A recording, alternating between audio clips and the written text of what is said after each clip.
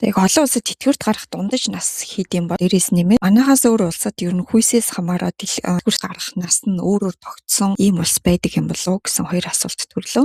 За ингээд энд хариулах нийтлэлийг өнөөдөр та бүхэндээ хүргэж байна. За тус нийтлэлт дэлхийд даяараа ерөнхийдөө бол тэтгэврт гарах насны тоог 2-5 насаар бол нэмэгдүүлээд за дунд нь бол 65-аас 67 нас хүртэл болгож тэтгэврт гарах насыг нэмэгдүүлсэн тухай ерөнхийдөө бол тэмдэглэсэн байна. За ер нь бол тэтгэврт гарах дундаж насыг тогтоохтой болохоор дэлхийн ихэнх улсуудад бол хүн ажиллаж эхлэх буюу карьераа эхлүүлэх боломжтой насыг 22 нас гэж үздэг юм байна.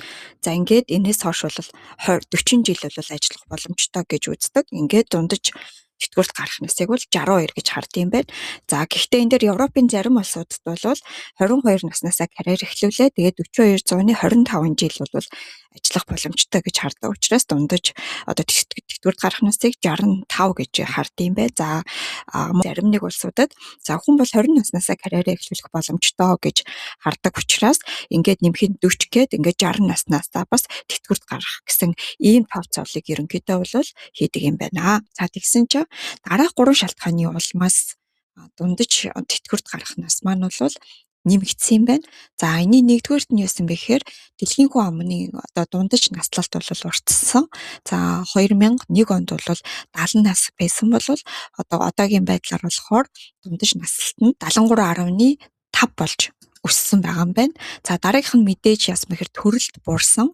За ингээд 3 дугаарт нь бол ажиллаж байгаа хүмүүсийн тоо зөөрөөд тэтгэвэр авагчдын тоо олширч байгаа учраас ихэнх улсууд тэтгэврт гаргах одоо насныхаа тоог бол 2-5 насаар нэмэгдүүлсэн. За ингээд дэлхийн дунджаар бол одоо 65-аас 67 наснда хүмүүс тэтгэврт гарч байгаа юм байна.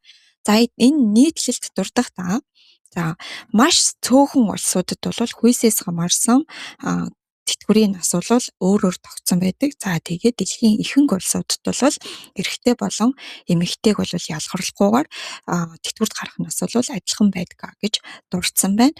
За тэгээд графикт харуулж байгаачлан 2-5 насны зөрүүтэйгээр хүйсээс хамааруулаад одоо тэтгэврт гарах насыг бол тогтоосон улсуудын график харагдаж байна. За гэхдээ энд бол энэ судалгаанд Монгол улс бол ороогүй байсан.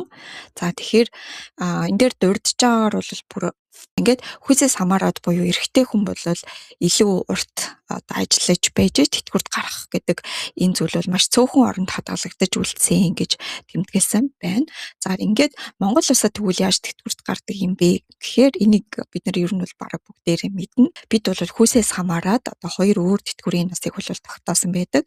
За энэ мэдээлэл нийгмийн татгал цэгийн авч байгаа. За тэгэхээр эрэгтэй бол 60, за эмэгтэй бол 55. Гэхдээ эмэгтэй хүн бол алдарт ихээ одоо авсан буюу 4-өөс дээш хүүхэд төрүүлж өсгсөн байх юм бол 50 настайгаас тэтгэврт гарах боломжтой байдаг гэсэн юм хүйсээс хамаарсан тэтгэврийн насыг тогтоосон улсуудын нэгт бол ордог байх нэ. Хэрвээ тэгвэл одоо эмэгтэй хүмүүс алдарт ихийн одоо авсан тэд буюу 4-өөс дээш хүүхэдтэй хүмүүст ингээд тэтгэврт эрт гарах зохицуултыг хийдэм бол олон улсад тэгвэл яадаг юм бэ гэдэг асуулт гарна. Тэгэхээр энэ тухай болон дундаж наслалтын тухай дэлгэрэнгүй мэдээллийг дараагийн ирээлээр оруулъя. Энэ хүртэл сонссон та бүхэнд